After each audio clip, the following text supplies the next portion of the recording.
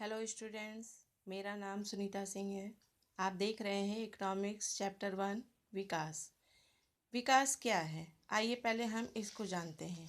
विकास जानने के लिए सभी व्यक्ति के अलग अलग पहलू होते हैं।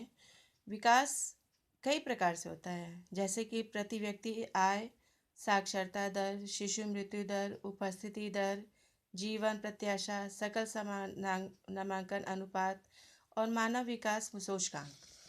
अतः आपने देखा कि कई मद इसके आपके कई तरीके के आपको जो है विकास रूप में दिखाई पड़े। स्वास्थ्य, शिक्षा जैसे लोगों के जीवन में सुधार और साथ ही साथ अर्थव्यवस्था में वृद्धि हुई हो तो यह विकास है।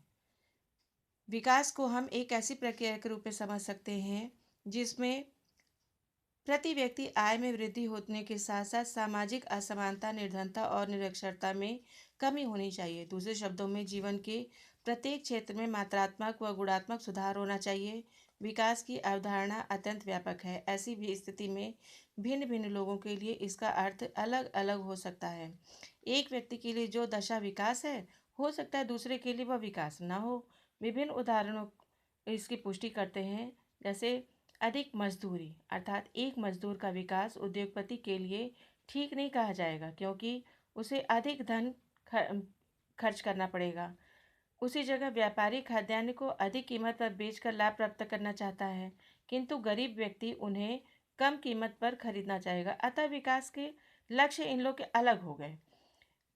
इसी प्रकार अगला देखिए, अधिक विद्युत प्राप्त करने हेतु उद्योगपति अधिक क्षेत्र बांधों के निर्माण के पक्ष में हो सकते हैं, लेकिन इस कारण कृषि भूमि में कमी आ सकती है, जिससे किसानों को हानि उठानी पड़ सकती है। बांध के निर्माण से सस्ती और अधिक विद्युत ऊर्जा प्राप्त हो सकती है, लेकिन जिन लोगों के बांधों के निर्माण से बेघर होना पड़ता है, वे विद्रोह पर उतर सकते हैं, या जिनके खेत खराब होते हैं वे विद्रोह करने लगते हैं। उपयुक्त विवरण से स्पष्ट है कि एक व्यय का विकास दूसरे के लिए समस्याएं उत्पन्न कर सकता है। अतः विकास का परिणाम एक न होकर अलग अलग होता है। वृहद दृष्टिकोण से मूल्यांकन करने पर आप यह भी समझ सकते हैं, यह बात स्पष्ट हो जाती है कि धन उन सभी वस्तुओं और सेवाओं को नहीं खरीद सकता जो अपने अच्छे जीवन के लिए आवश्यक है। उदाहरण के लिए, जैसे धन प्रदूषण मुक्त वातावरण नहीं खरीद सकता, धन बिना मिलावट के वस्तुएं नहीं दिला सकता, धन संक्रामक बीमारियों से बचा नहीं सकता, धन से शांति भी नहीं खरीदी जा सकती। अतः इस प्रकार आपने समझा कि विकास क्या है। विभिन्न श्रेणी के लोगों को अगला भाग हम देखेंगे, विकास क्या वादा करता है। विभिन्न व्यक्ति, विभिन्न लक्ष्य, यानी हर व्यक्ति का अलग अलग लक्ष्य होता है, अलग अलग आवश्यकता होती है। जैसे भूमिहीन ग्रामीण मजदूर, उसका लक्ष्य क्या है? उसका लक्ष्य है काम करने के अधिक दिन, यानी अधिक मजदूरी, अधिक पैसा मिले, और बेहतर मजदूरी से स्थानीय स्कूल में उसके बच्चे की उत्तम शिक्षा प्राप्त होगी। यदि उसकी आय 100 रुपये न होकर 400 रुपये उसे अधिक मजदूरी मिले तो वह अपने बच्चों को अच्छे स्कूल में पढ़ा सकता है। इसके बाद अच्छे स्कूल में तो पढ़ाएगा, उसके साथ में उसका सामाजिक उठना बैठना और ये सब भेदभाव भी खत्म हो जाएगा। वह आगे चल के नेता भी बन सकता है, प्रधान भी बन सकता है, यानी समाज में उसका अपना एक उचित स्थान हो जाएगा। इसी प्रकार पंजाब का एक समृद्ध किसान है, उसका पैमाना अलग है, उसका विकास का पैमाना अलग है। जैसा कि आप देख रहे हैं, किसानों की उनकी उपज के लिए ज़्यादा समर्थन मूल्य और मेहनती सस्ते मजदूरी द्वारा उच्च पारिवारिक अन्य सुनिश्चित करना, ताकि वे अपने बच्चों को विदेश में भेज सके या विदेश में बसा सके। उसी जगह आप देखते हैं कि एक गरीब परिवार का लड़का है और अमीर परिवार का लड़का है, दोनों में कितना अंतर होता है। गरीब व्यक्ति जो होती है, गरीब परिवार का जो लड़का होता है, उसको पढ़ाई के लिए संसाधन जुटाना बहुत मुश्किल हो जाता है, लेकिन उसी जगह अमीर परिवार का जो लड़का है, उसको संसाधन, उसके लिए कोई बहुत आसान तरीका है। वह कार से विद्यालय जाता है, वह हर चीज़ को जो प्राप्त करना चाहता है प्राप्त करता है, रेस्टोरेंट में खाना खाता है, मौज मस्ती करता है, पढ़ाई भी करता है, अच्छे स्कूल में उसका एडमिशन होता है। उसी जगह आप देखिए, शहर के अमीर परिवार की एक लड़की है, उसके भी 3 प्रकार के विकास के लक्ष्य हो गए, उसको अपने भाई जैसी ही आज़ादी मिलती है। उसी जगह अगर ग्रामीण परिवार की लड़की है तो उसको थोड़ा रोका जाता है, और उसको अमीर परिवार की लड़की को वो अपने फैसले खुद ले लेती है, क्योंकि उसके अंदर आत्मविश्वास की कमी नहीं है। आत्मविश्वास उसके ऊपर जो है अब आत्मविश्वास भरा हुआ है। वह अपनी पढ़ाई विदेश में भी कर सकती है, ये भी है। अब विकास ये भी लक्ष्य करता है, जैसा कि आप जानते हैं कि देश की स्थिति कैसी है। आप आशा करते हैं कि मेरे पास तो एक कार होनी चाहिए, लेकिन आपके पास पूंजी नहीं है, तो आप आवश्यकता के अनुसार आप कहेंगे चलो अच्छा एक रिक्शा ही ले लेते हैं, एक साइकिल ले लेते हैं। तो इस प्रकार उचित आपने जो निर्णय लिया, यानी आपका जो लक्ष्य था, वो विकास का लक्ष्य, वो अलग हो गया। सभी का लक्ष्य अलग अलग होता है। जैसे कि लोगों का विकास, लोगों के विकास के लक्ष्य भिन्न भिन्न हो सकते हैं। एक का विकास का लक्ष्य भिन्न अलग हो गया, तो दूसरे के लिए दूसरा विकास है। इस प्रकार हम कह सकते हैं कि इस तरह से दो बातें बिल्कुल साफ हैं। एक, अलग अलग लोगों के विकास के लक्ष्य भिन्न भिन्न हो सकते हैं, और दूसरा, एक के लिए जो विकास है तो वह हो सकता है, दूसरे के लिए विकास न हो, यहाँ तक कि वह दूसरे के लिए विनाशकारी भी हो सकता है। चलिए अब आगे हम जानना चाहेंगे कि आय और अन्य लक्ष्य। आय और अन्य लक्ष्य को जानने से पहले हम ये जानना बताना चाहेंगे कि लोग चाहते हैं कि उन्हें नियमित काम, बेहतर मजदूरी और अपनी उपज या अन्य उत्पादों के लिए अच्छी कीमतें मिलें। दूसरे शब्दों में हम ये कह सकते हैं कि वह ज़्यादा आय चाहते हैं, ज़्यादा धन चाहते हैं। और देश की कुल आय को पहले हम ये समझना आवश्यक है कि प्रति व्यक्ति आय क्या है। देश की कुल आय को कुल जनसंख्या से भाग देकर निकाली जाती है औसत आय, वही प्रति व्यक्ति आय कहलाती है।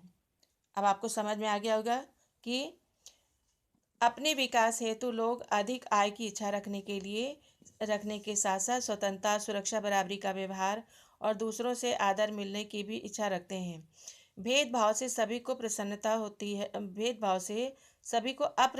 होती है, वे नाखुश होते हैं। वे सभी जानते हैं कि वे चाहते भी हैं कि इच्छित लक्ष्य उनके लिए जो महत्वपूर्ण है वो उनको आसानी से प्राप्त हो सके। भौतिक वस्तुएं जो जरूरी हैं वह उन्हें आसानी से मिल सके। वस्तुतः भौतिक वस्तुएं केवल एक कारक हैं जिन पर हमारा जीवन निर्भर होता है। हमारा अच्छा जीवन अभौतिक वस्तुओं पर भी आधारित होता है, जिनकी प्राप्ति भी अत्यंत आवश्यक होती है। जीवन में बहुत सी चीजें ऐसी होती हैं जिनको आसानी से मापा नहीं जा सकता, किंतु उनका हमारे जीवन में बहुत महत्व होता है। जैसे विकास के लिए मिले जुले लक्ष्य महत्वपूर्ण होते हैं, क्योंकि इसमें दूसरों की अनेक समस्याओं का समाधान भी होता है। और जैसा कि आप जानते हैं कि आजकल महिलाएं भी कामकाजी हैं। वह अपने अधिक से अधिक हाथ बटाया जाएगा उनका, तो वह घर से बाहर अच्छा कार्य कर सकेंगी, चाहे वो किसी भी नौकरी हो, चाहे और भी घरेलू कार्य हो, उसमें वो बाहर जाती हैं, काम करती हैं, तो उसमें घर आमदनी तो बढ़ती ही है, साथ में उनका उनका उनका विकास का जरिया ही वही है। एक और उदाहरण देखिए, अगर आपको कहीं दूर दराज के इलाके में नौकरी मिलती है तो आप स्वीकार करने से पहले ये आय के अतिरिक्त बहुत से कारकों पर विचार करेंगे, जैसे कि आपके परिवार के लिए क्या सुविधाएं उपलब्ध होगी, काम करने का वातावरण कैसा होगा, या सीखने के क्या अवसर हैं। दूसरी नौकरी में भी यद्यपि आय को आपको कम वेतन मिलता है, लेकिन यह नियमित रोजगार हो सकता है जो आपकी सुरक्षा की भावना को बढ़ाता है। एक अन्य नौकरी अधिक वेतन दे सकती है, लेकिन कार्य की सुरक्षा नहीं हो सकती, तो आपके परिवार के लिए पर्याप्त समय भी ना मिल सके, ऐसा भी हो सकता है। इससे आपको सुरक्षा और स्वतंत्रता की भावना कम हो जाएगी। यानी विकास के आय के अन्य लक्ष्य इस प्रकार से आपने देखे। प्रश्न ये कहता है कि लोगों के विकास के लक्ष्य भिन्न होते हैं, अवश्य भिन्न हो सकते हैं। लोगों के विकास के लक्ष्य भिन्न होने का तात्पर्य यह है कि वे ऐसी वस्तुएं व सेवाएं खोजते हैं जो उनकी इच्छाओं को संतुष्टि करने के लिए अत्यंत आवश्यक है। कुछ प्रश्न ऐसे भी है, लोगों के विकास के लक्ष्यों में परस्पर विरोध होता है। इसको भी आप देखिए कैसे हम समझा सकते हैं या कैसे समझ सकते हैं। लोगों के विकास के लक्ष्यों में परस्पर विरोध होता है। कई बार तो व्यक्ति या दो गुट ऐसी ही वस्तुएं चाह सकते हैं जिनका परस्पर विरोध हो सकता है। जैसे एक लड़की अपने भाई के समान स्वतंत्रता व अवसर चाहती है और वह यह भी आशा करती है कि भाई भी घर के कामकाज में हाथ बटाए, परंतु संभवतः उसके भाई को यह पसंद नहीं होगा। अतः आपने अभी समझा आय और उसके लक्ष्य। अब आपको बात करते हैं राष्ट्रीय विकास। जैसा कि हमने ऊपर देखा, लोगों के लक्ष्य भिन्न हैं तो उनके राष्ट्रीय विकास के बारे में भी धारणा भी भिन्न होगी। आपस में इस विषय की चर्चा करते हैं। जैसे भारत के विकास के लिए हमें क्या करना चाहिए। जैसे उनमें से किसी एक के विषय में आप स्वयं भी निश्चित न हो, यह समझना बहुत आवश्यक है कि देश के विकास के विषय में विभिन्न लोगों की धारणाएं या भिन्न भिन्न परस्पर विरोधी हो सकती हैं। किसी देश की आर्थिक, सामाजिक और राजनीतिक विकास को राष्ट्रीय परस्पर विकास कहा जाता है। राष्ट्रीय विकास के अंतर्गत सरकार एक निर्णय लेती है कि विकास का बोध का कौन सा मार्ग न्याय संगत है और सही है। राष्ट्रीय विकास के अंतर्गत केवल उन्हीं कार्यक्रमों और नीतियों को लागू किया जाता है जिनसे जिनका अधिकाधिक लोगों को लाभ प्राप्त होता है।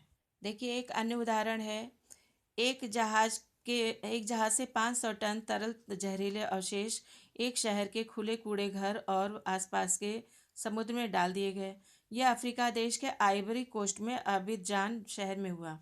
इन खतरनाक जहरीले अवशेषों से निकलने वाले धुएं से लोगों ने भी जी मतलाना, चमड़ी पर दिदोरे पड़ना, बेहोश होना, दस्त लगना इत्यादि की शिकायतें की। 1 महीने के बाद 7 लोग मारे गए, 20 अस्पताल में भर्ती हुए और विषाक्तता के कारण 26,000 लोगों का इलाज किया गया। अब देखिए इससे नुकसान क्या हुआ और फायदा क्या हुआ। पेट्रोल और धातुओं से संबंधित एक बहुराष्ट्रीय कंपनी ने आइवरी कोस्ट की एक स्थानीय कंपनी को जहाज से जहरीले पदार्थ फेंकने का ठेका दिया था। अब प्रश्न यह उठता है कि किन लोगों को लाभ हुआ और किन को नहीं। तो किन को लाभ हुआ। जहाज रानी कंपनी को लाभ हुआ क्योंकि जहाजी भाई भाड़े के रूप में उनसे अच्छी धनराशि उन्होंने प्राप्त कर ली। और अफ्रीका के आइवरी कोस्ट के आबिजान शहर में रहने वाले नज़दीकी अफ्रीकी लोगों को बहुत नुकसान हुआ क्योंकि उनके आसपास जल प्रदूषित हो गया, सामुद्रिक जीवन पर संकट छा गया, आसपास की वस्तु या वायु प्रदूषित हो गई। अनेक लोग बीमारी से ग्रस्त होकर अस्पताल में भर्ती हुए और अनेक लोग अकाल की मौत के शिकार हो गए। अतः आपने देखा कि नुकसान किसको हुआ और फायदा किसके हुआ। तो लक्ष्य आपने देखा, विकास भी देखा आपने। दूसरा प्रश्न आपसे पूछा जाता है कि इस देश के विकास के लक्ष्य क्या होने चाहिए। इस देश के विकासात्मक लक्ष्य बिना पर्यावरण को क्षति पहुंचाए कृषि, उद्योग एवं परिवहन का विकास होना चाहिए। जैसा कि आपने अभी एक उदाहरण देखा। आप ये भी समझिए कि आपके गांव, शहर या स्थानीय इलाके के विकास के लक्ष्य अलग अलग होते हैं। जैसे पक्की सड़कें, पक्के मार्ग, पक्की गलियों का निर्माण, सफाई, स्वच्छता, रात्रि में प्रकाश की उचित व्यवस्था, दुकान मकान ये सब जो है नक्शे के अनुसार हो, खेलने वाले मैदान हो, सुनियोजित बाजार हो, पुस्तकालय, सिनेमा घर, सार्वजनिक टेलीफोन बूथ, अस्पताल इत्यादि सभी आंतरिक सुविधा सुरक्षाएं सहित सब कुछ उपलब्ध हो। अब हम चर्चा करेंगे कि विभिन्न देशों व राज्यों की तुलना कैसे की जाए। अब किस प्रकार की जाए ये देखिए। अभी तक तो हम ये समझ चुके कि विभिन्न लोगों के लिए विकास का अर्थ अलग अलग हो सकता है। विभिन्न देशों और राज्यों के संबंध में भी यह शर्तें या बातें लागू होती हैं। जब हम भिन्न भिन्न चीज़ों की तुलना करते हैं तो उसकी समानताएं, अंतर दोनों होते हैं। और इस तुलना करने के लिए किन वैल्यूओं का प्रयोग करते हैं, यह विद्यार्थियों कक्षा में भी आप इसको देख सकते हैं। जैसे कुछ बच्चे जरूरी नहीं है कि लंबे हैं, स्वस्थ हैं तो बहुत बुद्धिमान हैं, या जो कोई ऊंचाई में कम है, अस्वस्थ है, मतलब तो वो पढ़ाकू नहीं हो, या जो पढ़ाकू है तो वह हर चीज़ में बहुत स्मार्ट हो, बहुत अच्छा हो। सामान्यतः उन व्यक्तियों की एक या दो महत्वपूर्ण विशेषताएं लेकर उनके आधार पर हम तुलना करते हैं, लेकिन यह तरीका हमारा सही नहीं है। देशों की तुलना करने के लिए भी उनकी आय सबसे महत्वपूर्ण विशेषता समझी जाती है। जिन देशों की आय है उनके कम आय वाले देशों से अधिक विकसित समझा जाता है। या इस तरह से भी हम समझ सकते हैं, जैसे कि अधिक आय का अर्थ मानवीय आवश्यकताओं की सभी वस्तुओं का अधिक होना। जो भी लोगों को पसंद है और जो उनके पास होना चाहिए, वे सभी वस्तुओं का अधिक आय के द्वारा प्राप्त कर पाएंगे। इसलिए ज़्यादा आय अपने आप में एक महत्वपूर्ण लक्ष्य समझा जाता है। जबकि एक देश की आय क्या है, यह हम आपको पहले बता दिए हैं कि किसी भी देश की आय को मापने के लिए औसत आय से प्रति व्यक्ति आय को हम समझ सकते हैं। जैसे कुछ देशों की तुलना करने के लिए कुल आय उनका उपयुक्त मापदंड नहीं होता, क्योंकि देश की जनसंख्या अलग अलग होती है। हर देश की जनसंख्या अलग अलग होती है। भारत की कुछ है, अमेरिका की कुछ है। तो कुल आय की तुलना करने से हमें ये ज्ञान होना चाहिए कि औसत व्यक्ति क्या कमा सकता है। हम औसत आय की तुलना करते हैं, जो कि देश की कुल आय को कुल जनसंख्या में भाग देकर निकाली जाती है। औसत आय को प्रति व्यक्ति आय कहा जाता है। विश्व बैंक की विश्व विकास रिपोर्ट के अनुसार देशों का वर्गीकरण कराने में इस मापदंड का प्रयोग किया गया। वे देश जिनकी 2017 में प्रति व्यक्ति आय 12,056 प्रति वर्ष या उससे अधिक है, उसे समृद्ध देश क्या है। वे उनकी प्रति व्यक्ति आय यूएस के साथ 995 प्रति वर्ष या उससे कम है, तो उन्हें निम्न आय वाला देश कहा गया। इसी प्रकार भारत मध्य आय वर्ग के देश में आता है, क्योंकि उसकी प्रति व्यक्ति आय 2017 में केवल 1820 प्रति वर्ष थी। समृद्ध देशों, जिनके मध्य पूर्व देश के कुछ अन्य छोटे देश भी शामिल नहीं हैं, जिनके कि विकसित देश कहा जा सकता है। चलिए अब हम समझते हैं आय और अन्य मापदंड। विकास के संबंध में अभी तक ये बात पूरी तरह से स्पष्ट हो चुकी है कि केवल आय इसका संपूर्ण सूचक नहीं हो सकता। औसत आय का मूल्यांकन करते समय हम इसका विरोधाभास भी देख चुके हैं कि किस प्रकार वह प्रत्येक व्यक्ति की संपन्नता या विकास का सूचक नहीं है। प्रायः राज्यों की तुलना प्रति व्यक्ति आय या औसत आय के आधार पर की जाती है, लेकिन प्रति व्यक्ति आय या औसत आय के आधार पर मानव विकास का सही मूल्यांकन नहीं किया जा सकता। प्रति व्यक्ति आय का औसत आय के अतिरिक्त शिक्षा, स्वास्थ्य, निर्धनता व सामाजिक सुविधाएं भी मानव विकास के अन्य महत्वपूर्ण निर्धारक कारक हैं। इससे आप समझ गए होंगे, आय के साथ ही विकास के अन्य महत्वपूर्ण मापदंड भी होते हैं, जिसका अर्थ है मापदंड भी होते हैं, जैसे शिशु मृत्यु दर, साक्षरता दर, निवल उपस्थिति अनुपात आदि के रूप में भी इसे समझा जा सकता है। चलिए हम आगे समझते हैं। चलिए हम आय के मापदंड को समझते हुए बताते हैं, आपको समझाते हैं कि हरियाणा, केरल और बिहार की प्रति व्यक्ति आय तालिका है, यह आपको दर्शा रही है। वास्तव में ये आंकड़े वर्ष 2015-16 के वर्तमान कीमतों पर प्रति व्यक्ति निवल राज्य के घरेलू उत्पाद के हैं। अभी हम इस जटिल शब्द को वास्तविक अर्थ से समझाते हैं आपको। मोटे तौर पे इसको समझिए कि प्रति व्यक्ति आय मान सकते हैं, जैसे कि हम तीनों राज्यों में हरियाणा जो है वह सबसे, उसके एक व्यक्ति की एक वर्ष की आय 1,62,034 रुपये है, जबकि बिहार के औसतन एक व्यक्ति की आय 31,454 रुपये कमा पाता है। इसलिए अगर विकास को मापने के लिए प्रति व्यक्ति आय का प्रयोग किया जाए तो तीनों राज्यों में हरियाणा सबसे अधिक और बिहार सबसे कम विकसित माना जाता है। उसी जगह आप शिशु मृत्यु दर की बात देखिए कि शिशु मृत्यु दर को आप कैसे माप सकते हैं।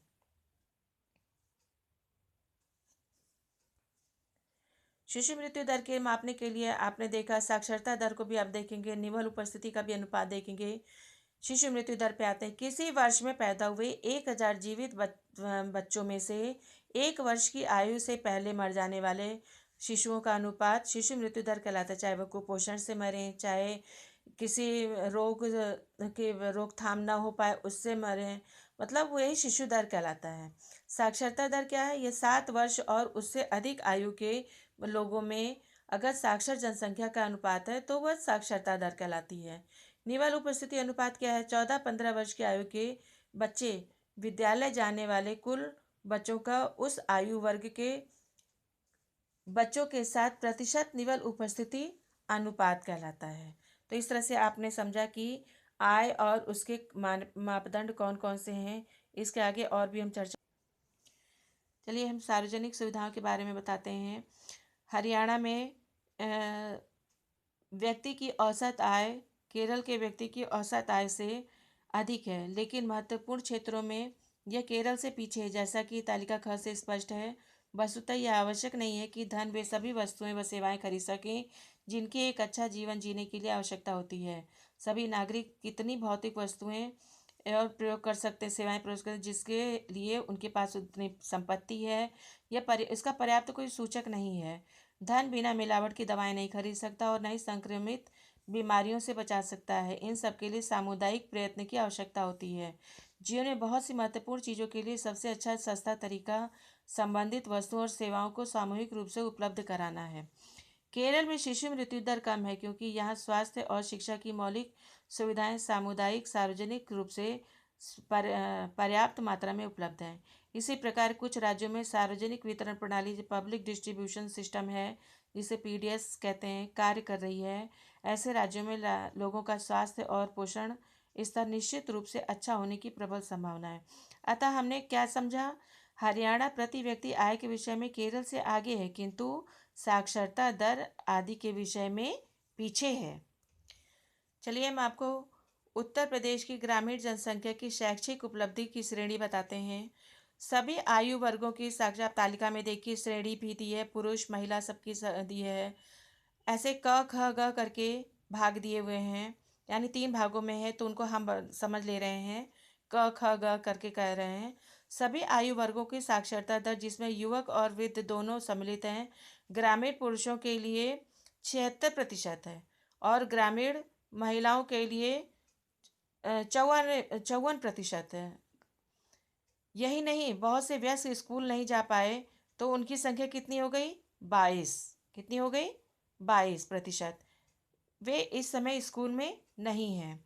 ख क्या तालिका से संबंध करते स्पष्ट है कि इस तालिका से स्पष्ट है कि 10% ग्रामीण लड़कियां और 15% ग्रामीण लड़के स्कूल नहीं जा रहे हैं। इसलिए 10 से 14 वर्ष की आयु के बच्चों में से 13% ग्रामीण लड़कियां और 10% ग्रामीण लड़के ही निरक्षर हैं। ग क्या बताता है? हमारी स्वतंत्रता के 68 वर्षों के बाद भी 10 से 14 वर्ष की आयु के वर्ग में इस उच्च स्तर निरक्षरता बहुत ही चिंताजनक है। बहुत से अन्य राज्यों में भी 14 वर्ष की आयु के सभी बच्चों को निःशुल्क या तथा अनिवार्य शिक्षा प्रदान करने के संवैधानिक लक्ष्य के निकट भी नहीं पहुंच पाए हैं, जबकि इस लक्ष्य को 1960 तक पूरा करना था। चलिए हम बताते हैं सतत पोषणी विकास। सतत पोषणी विकास क्या होता है? जिसमें बालक बालिका सबकी उचित प्रकार से वो पोषित हों, पढ़े लिखें और उनके पास भी लंबाई ऊंचाई स्वस्थ हों, स्वास्थ्य के दृष्टि से और शिक्षा की दृष्टि से भी स्वस्थ हों। इसमें हम पढ़ते हैं मानव विकास और मानव विकास सूचकांक।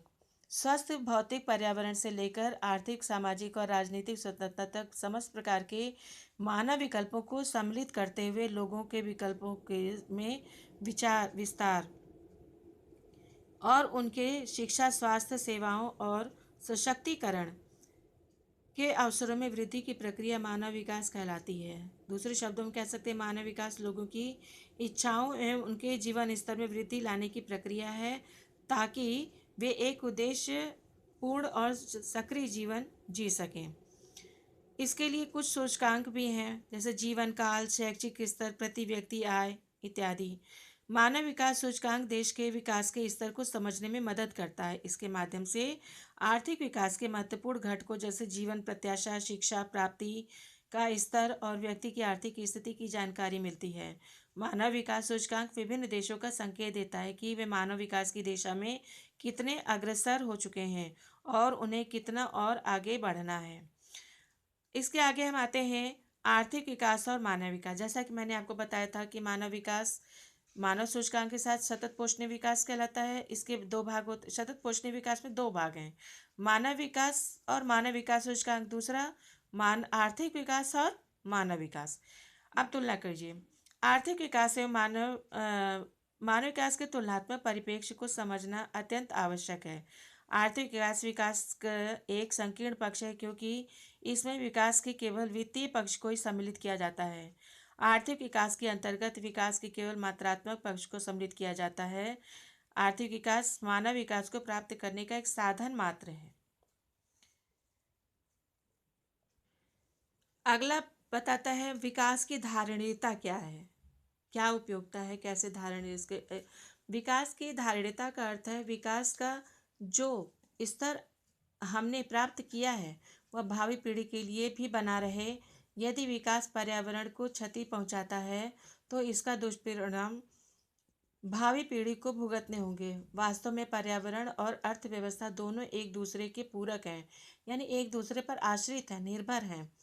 आज हमें ऐसा विकास चाहिए जो आने वाली पीढ़ियों को जीवन की संभावित औसत गुणवत्ता प्रदान करे, जो कम से कम वर्तमान पीढ़ी द्वारा उपयोग की गई सुविधाओं के बराबर हो। ऐसा विकास धारणीय विकास कहलाएगा। चलिए धारणीय विकास के बारे में हम एक उदाहरण लेते हैं। भारत में भूमिगत जल के रूप में कि 300 वर्ष पहले, आप इसको समझिए कि 300 जिलों में से सूचना मिलती है कि वहाँ पिछले वर्ष 20 सालों से पानी के स्तर में 4 मीटर से अधिक की गिरावट आई है। देश का लगभग 1/3 भाग भूमिगत जल भंडारों का अति उपयोग कर रहा है। यदि इस साधन के प्रयोग करने पर वर्तमान तरीका जारी रहा तो अगले 25 वर्षों में देश का 60% भाग इस साधन का अति उपयोग जो कर रहा होगा। भूमिगत जल का अति उपयोग विशेष रूप से पंजाब, पश्चिमी उत्तर प्रदेश के कृषि की दृष्टि से समृद्ध क्षेत्रों, मध्य और दक्षिण भारत के चट्टानी पठारी क्षेत्रों, कुछ तटवर्ती क्षेत्रों और तेजी से विकसित होती शहरें बस्तियों में पाया जाता है। तो प्रश्न यह उठता है कि आप ऐसा क्या सोचते हैं कि जल का प्रति उपयोग हो रहा है। तो देश के कई राज्यों में जल, विशेषकर भूमिगत जल का अति उपयोग हो रहा है। देश का लगभग 1/3 भाग भूमिगत जल भंडारों का अति उपयोग कर रहा है कि लोग घरेलू कार्य, सिंचाई, उद्योगों आदि में जल का अति उपयोग कर रहे हैं, इसका दुरुपयोग कर रहे हैं। लेकिन अगर ऐसा नहीं होगा तो भी तो जरूरी नहीं होगा ना, कम में भी हो सकता है, लेकिन इसका दुरुपयोग भी कर रहे हैं ये। फिर दूसरा प्रश्न आपका कहता है क्या बिना अति उपयोग के विकास हो सकता है। तो हम कह सकते हैं कि जल के अति उपयोग के बिना विकास हो सकता है। इसके लिए जरूरी है कि हम जल का विवेकपूर्ण ढंग से उपयोग करें तथा जल संरक्षण के आवश्यक उपायों को अपनाएं। हम आपको बताएंगे गैर नवीनीकरण संसाधन। इसके पहले हम आपको बताएंगे नवीकरणीय संसाधन क्या है। नवीकरणीय संसाधन वे संसाधन हैं जिन्हें भंडार में प्राकृतिक परिस्थिति की प्रक्रियाओं द्वारा पुनः स्थापन किया जाता है या होता है। अतः हम जमीन से जो कच्चा तेल निकालते हैं वह एक गैर नवीनीकरणीय संसाधन है, लेकिन हमें तेल का ऐसा स्रोत मिल सकता है जिनके बारे में हमें पहले जानकारी न हो। इसके लिए हर समय खोज चलती रहती है। नीचे दिए तालिका को देखिए। तालिका है कच्चे तेल के अतिरिक्त भंडार।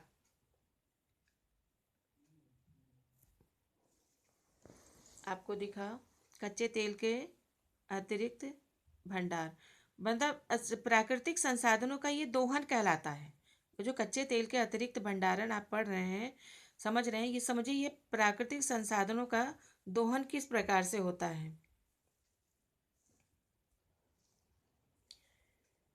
यह तालिका कच्चे तेल के भंडारों का अनुमान कॉलम 1 को दर्शाती है। अधिक महत्वपूर्ण यह बताती है कि कच्चे तेल का प्रयोग वर्तमान दर लागू चालू रहा तो वह भंडारण कितने वर्ष चलेंगे। यह संपूर्ण विश्व के लिए है, किसी एक देश के लिए नहीं, किंतु अलग अलग देशों की अलग अलग स्थितियां हैं। यह भंडारण केवल 50 वर्षों में ही समाप्त हो जाएंगे। भारत जैसे देश इसके आयात पर निर्भर है। जिसके पास तेल का पर्याप्त भंडारण नहीं है। तेल की कीमतें बढ़ती हैं तो प्रत्येक पर भार पड़ता है। संयुक्त राज्य अमेरिका जैसे कोई विकसित देश हैं